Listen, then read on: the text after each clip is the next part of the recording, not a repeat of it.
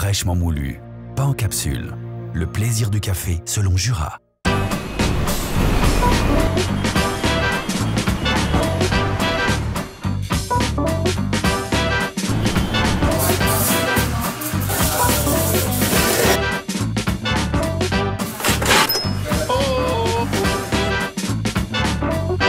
Bonjour Nicolas. Salut. Tu es concepteur, rédacteur et associé chez LG2. Oui.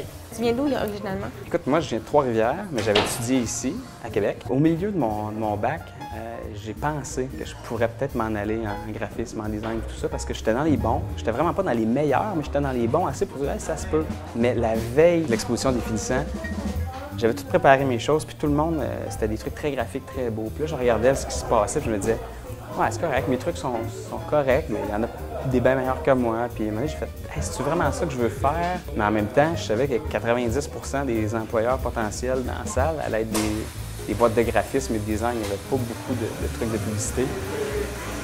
La veille, j'ai tout enlevé, j'ai mis des grandes affiches blanches avec une phrase sur chaque affiche. Puis finalement, à l'exposition, les gens de LG2 sont arrivés, puis ils ont fait ça. Fait que, tu sais, c'est... Tu es là depuis ce temps-là? Oui. Tu aimes bien tweeter? Oui. C'est quand même drôle là, ce que tu fais. Là. Bien, au début, je le faisais, c'est ça, pour avoir une espèce d'archive de ce que j'écrivais. Puis là, quand j'ai vu que bon, ça marchait, je me suis dit, peut-être que. Puis de fil en aiguille, je me suis ramassé à avoir des contrats en humour, un petit peu pour la scène, un petit peu pour la télé, à cause de Twitter. J'ai écrit des trucs comme j'aurais jamais pensé. Pour qui? Pourquoi? Ah, ben entre autres, il y a 3-4 ans, j'ai fait un sketch dans le Bye Bye. Déjà, tu sais, c'était pas grand-chose, c'était un petit morceau, mais j'ai fait un sketch dans le Bye Bye, c'est quand même pas pire. Tu m'as parlé de ton père tantôt, parce que je pense qu'il était un artiste. Oui.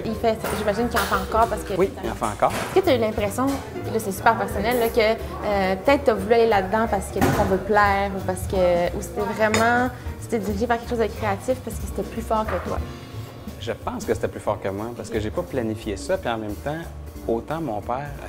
tu sais, nous, l'atelier était à même la maison. Fait que j'ai grandi avec les tableaux. J'étais arrivé, mettons, au cégep, puis j'ai eu le réflexe d'aller vers l'art plastique plutôt que les arts et lettres, je pense, parce que j'avais grandi là-dedans. Qu'est-ce que tu dirais à quelqu'un qui veut faire ce que tu fais, qui est plus jeune?